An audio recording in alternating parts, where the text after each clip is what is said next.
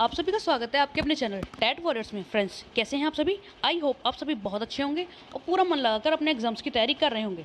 Friends, I am शिल्पी सिंघल। हर बार की तरह इस बार भी हम अपनी वीडियो में एक न्यू टॉपिक लेकर आए हैं, जो टॉपिक है छंद। फ्रेंड्स, हमारी आज की यह वीडियो एक रिक्वेस्ट वीडियो है और इस वीडियो में हमने ये कोशिश की है कि कम शब्दों में हम आप सभी को छंद के बारे में वो सारी इंपॉर्टेंट बातें बता पाएँ जो आप सभी को किसी भी परीक्षा के लिए बेहद आवश्यक हैं। जैसे मान लीजिए कि छंद के कितने प्रकार हैं, छंद कहते किसे हैं, छंद के मुख्य लक्षण क्या हैं। तो हमने ये सारी बातें अपनी आज की इस वीडियो में शामिल की हैं। तो ज़्यादा समय ना लेते हुए हमने आज की इस वीडियो को शुरू करते हैं। सबसे पहले, काव्य रचना का नियत मात्रा एवं गति यति युक्त होने पर छंद कहलाता है। फ्रेंड्स, जब भी कोई काव्य रचना की जाती है तो राइटर के द्वारा, लेखक के द्वारा इस बात का बेहद ध्यान रखा जाता है कि उसमें एक लयात्मकता बनी रहे। यानी उसको जब कोई पढ़ना शुरू करे तो उसकी गति वो किस स्पीड में बोली जाएगी, उसकी यति माने कहाँ पर उसमें विराम लिया जाएगा, और उसमें जो मात्राएं हैं, मात्रा यानी जिनकी जो लास्ट में जो मात्राएं होती हैं, या पूरे काव्य रचना में ही मात्राएं होती हैं, लेकिन मोस्टली सबसे ज़्यादा जो ध्यान रखा जाता है वो लास्ट की मात्राओं पर रखा जाता है। एक रिदम से उसमें बनाया जाता है, एक लय उसमें बनाई जाती है। अगर हम एक सिंपल भाषा में समझें तो फ्रेंड्स, आपने देखा होगा जितने भी आजकल गाने बनते हैं, भजन बनते हैं, उन भजन में भी एक लयात्मकता होती है। लास्ट में जो शब्द होते हैं वो पहली लाइन से मिलते जुलते होते हैं, उसी के आधार पर गाने का पूरा बेस तैयार होता है, पूरा वो बनता है।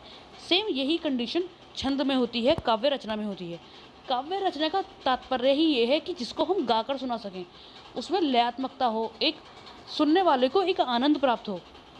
तो छंद फ्रेंड्स, एक तरह से हम हिंदी भाषा में इन्हें भजन या गाने का भी रूप हम कह सकते हैं। तो इसमें आगे आता है, पिंगल मुनि ने छंद शास्त्र के आदि प्रणेता थे। यानी पिंगल मुनि जो थे वो छंद शास्त्र के प्रणेता थे, जिन्होंने इसके बारे में बताया था। तो इसीलिए छंद को पिंगल भी कहा जाता है। फ्रेंड्स, अगर एग्जाम में आपसे पूछ लिया जाए कि छंद का दूसरा नाम क्या है, तो आप ध्यान रखेंगे कि छंद का दूसरा नाम है पिंगल, क्योंकि पिंगल मुनि ने छंद शास्त्र का निर्माण किया, रचना की, तो इसीलिए इसे पिंगल भी कहा जाता है। इसके बाद छंद में कुछ मुख्य लक्षण होते हैं। फ्रेंड्स, आप किसी भी रचना को छंद कब कह सकते हैं, उसमें सबसे ज़्यादा ध्यान रखने वाली क्या बातें हैं। सबसे पहली, चरण। चरण को फ्रेंड्स हम अगर इंग्लिश में समझें तो ये होता है स्टेप। यानी इसमें चरणबद्ध तरीके से किसी भी रचना को बनाया जाता है और वो पूरे छंद में बनी रहती है। यानी मान लीजिए अगर कोई छंद लिखना शुरू किया गया है, उसमें 2 लाइन ली गई हैं, तो वो 2-2 के स्टेप में पूरा छंद बना हुआ होता है। या उसमें 4-4 लाइन ली गई हैं तो एक स्टेंजा 4-4 लाइन्स का होता है, और उसी के आधार पर पूरा छंद लिखा जाता है, गाया जाता है। अगला, मात्रा। फ्रेंड्स, मात्रा का मतलब क्या है? अगर हम सिंपल भाषा में समझें तो मात्रा 2 प्रकार की होती हैं, एक छोटी, एक बड़ी। और इनके जो बोलने का स्टाइल है या इनके जो बोलने का तरीका है, वो इनके द्वारा बोले गए शब्दों में कितना समय यूज़ हुआ है, कितना समय लिया गया है, उसी के आधार पर किसी भी शब्द को मात्रा के रूप में गिना जाता है। यानी मान लीजिए जैसे ए का अक्षर है, तो इसको बोलने में कम समय लगा, तो ये इसमें छोटी मात्रा आएगी। और आ, इसे बोलने में थोड़ा सा ज़्यादा समय लगा, तो इसे हम बड़ी मात्रा के रूप में गिनेंगे।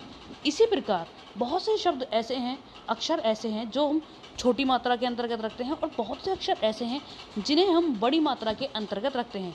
छोटी मात्रा को हम ह्रस्व मात्रा और बड़ी को हम लघु गुरु मात्रा कहते हैं। ह्रस्व को हम लघु मात्रा भी कह सकते हैं और बड़ी को हम गुरु मात्रा कहते हैं।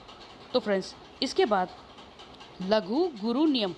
लघु गुरु नियम क्या होता है?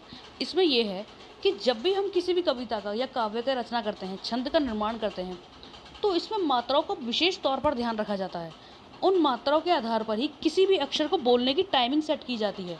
यानी अगर हम मान लीजिए कोई भी हमने अक्षर लिख दिया, उसमें ए का अक्षर आ रहा है, तो उसे हम जल्दी से बोलकर ख़त्म कर देंगे, और अगर उसमें आ का अक्षर आ रहा है तो हम उसे ऐसे दुगना टाइम लेंगे। तो इसीलिए लघु गुरु नियम, इसमें ये ध्यान रखा जाता है कौन सी मात्रा छोटी है, कौन सी मात्रा बड़ी, उसी के आधार पर छंद को गाया जाता है, लघु और गुरु मात्रा का ध्यान रखते हुए। अगला, गति और यति। फ्रेंड्स, गति और यति का मतलब कि किसी भी छंद को गाने की एक गति होती है, वो गति बनी रहनी चाहिए और उसी के आधार पर पूरे छंद को हम गा सकते हैं। और यति का मतलब होता है कहाँ पर हमें रुकना है। यानी ऐसा तो है नहीं कि हम किसी भी गाने को या भजन को गाना शुरू करें या छंद को गाना शुरू करें तो सरपट उसे गाते ही चले जाएं। नहीं, उससे तो ना तो उसमें कोई रस रहेगा और ना ही सुनने वाले को आनंद प्राप्त होगा। तो इसीलिए गति के साथ साथ आवश्यक है कि हम उसमें बीच बीच में यति का भी हम समावेश करें। यानी हमें ये भी पता हो कहाँ पर हमें रुकना है। जैसे फ्रेंड्स, अगर हम मान लीजिए एक दोहा है कबीरदास जी का, गुरु गोविंद दोऊ खड़े काके लागो पाए, बलिहारी गुरु आपने गोविंद दियो बताए। फ्रेंड्स, इसमें 4 जगह पर यति आई है।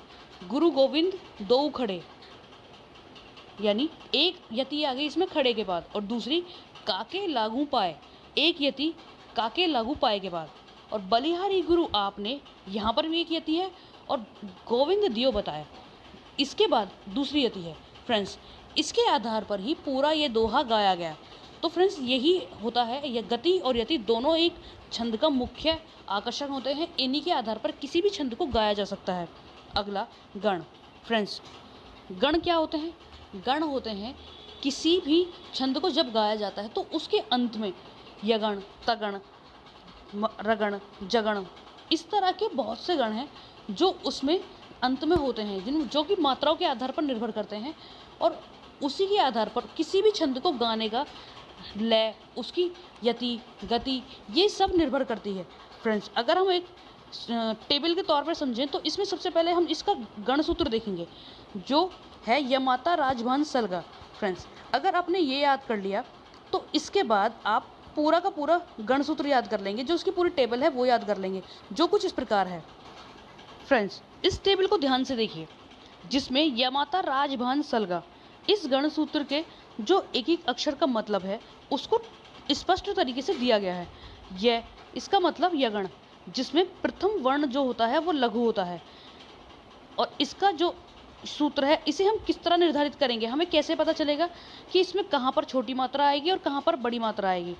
तो सबसे पहले जो इसका सूत्र संकेत है 4th लाइन में, इसको हम देखेंगे। यगण यानी यमाता, यह, इसको हम एक डंडे से प्रदर्शित करेंगे संकेत चिन्ह के अंतर्गत, और माँ को हम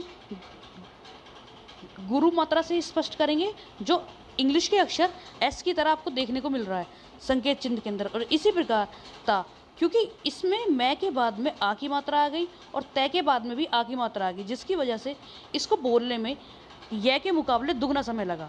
इसीलिए इसमें खड़ी पाई को हम बोलेंगे लघु मात्रा और एस के आकार की मात्रा को हम बोलेंगे गुरु मात्रा। इसी प्रकार यगण का जो संकेत चिन्ह हो गया वो हो गया ISS। इसको अगर हम नॉर्मल फ्रेंड्स याद रखने के लिए अगर हम समझें तो इस तरीके से हम याद रख सकते हैं। मगण, मगण का सूत्र संकेत क्या है? मातारा, और इसका अगर हम निकालेंगे तो SSS। इसमें हम आराम से पता लगा सकते हैं, तीनों वर्ण गुरु हैं फ्रेंड्स। इसी प्रकार तगण, तगण में भी गुरु गुरु लघु, रगण में भी गुरु लघु गुणु, जगण में भी लघु गुरु लघु, भगण में भी गुरु लघु लघु, नगण में भी इसमें तीनों लघु, और सगण में इसमें लघु लघु और गुरु।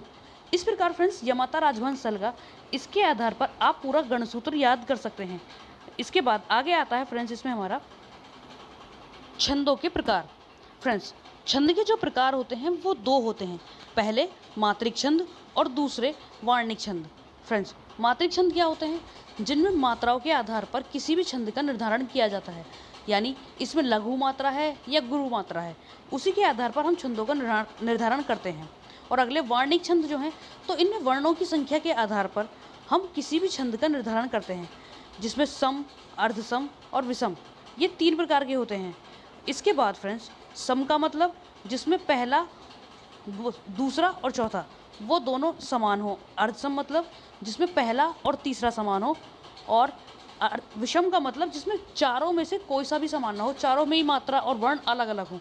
इसके बाद अगला फ्रेंड्स इसमें हम समझेंगे छंद के प्रकार कौन कौन से हैं, जिनमें सबसे पहले आता है हमारा चौपाई छंद। यह एक सममात्रिक छंद है, इसमें 16 मात्राएं होती हैं। फ्रेंड्स, सममात्रिक छंद यानी चौपाई में 4 चरण होते हैं और प्रत्येक चरण में 16 मात्राएं होती हैं। जैसे अगर हम इसका एग्जाम्पल समझें तो वो होता है रघुकुल रीत सदा चली आई, प्राण जाई पर वचन न जाई।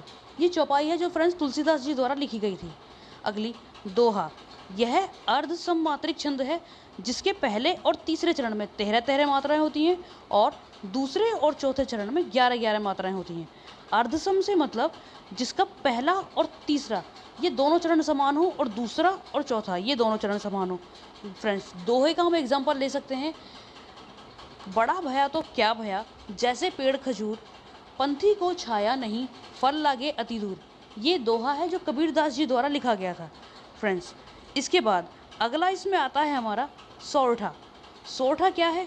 ये दोहे का एकदम अपोजिट होता है। फ्रेंड्स, इसका मतलब इसके पहले और तीसरे चरण में 11-11 मात्राएं होती हैं और दूसरे और चौथे चरण में 13-13 मात्राएं होती हैं। इसके बाद जो अगला इसमें छंद आता है वो है हमारा रोला छंद, जिसमें यह 11 और 13 मात्राओं पर विराम के साथ 24 मात्राओं से युक्त होता है। इसे काव्य छंद भी कहते हैं। फ्रेंड्स, ये आप ध्यान रखेंगे, काव्य छंद कौन सा है उसका नाम है रोला। इसका एग्जाम्पल है फ्रेंड्स हमारा, प्रस्तुत हैं यह प्राण किंतु वह सह न सकेगा, इनको लेकर प्रिय शांति से न रह सकेगा। फ्रेंड्स, ये एक एग्जाम्पल है रोला छंद का। इसमें अगला आता है हमारा कुंडलियाँ। यह विषम मात्रिक छंद है जो दोहा और रोला को जोड़ने पर बनता है। इस प्रकार इसमें 6 चरण होते हैं और फ्रेंड्स, इसका जो एग्जाम्पल होता है वो है, बिना विचारे जो करे सो पाछे पछताए, काम बिगाड़े आपनो जग में होत हंसाए, जग में होत हंसाए चित्त में चैन न पावे, खान पान सम्मान राग रंग मन ही न भावे, कह गिरधर कबीराए दुख कुछ टरत न तारे, खटकत है जिए माही करे जो बिना विचारे। ये इसका एक एग्जाम्पल है। अगला फ्रेंड्स इसमें आता है हमारा हरिगीतिका। यह एक सममात्रिक छंद है जो 16 और 12 के विराम से 28 मात्रा इसमें होती हैं। फ्रेंड्स, अगर हम इसका एक एग्जाम्पल समझें तो वो है, मानस भवन में आर्यजन जिनकी उतारें आरती, भगवान भारतवर्ष में गूंजे हमारी भारती। फ्रेंड्स, ये इसका एग्जाम्पल है। अगला इसमें आता है हमारा उल्लास, जो कि एक सममात्रिक छंद है।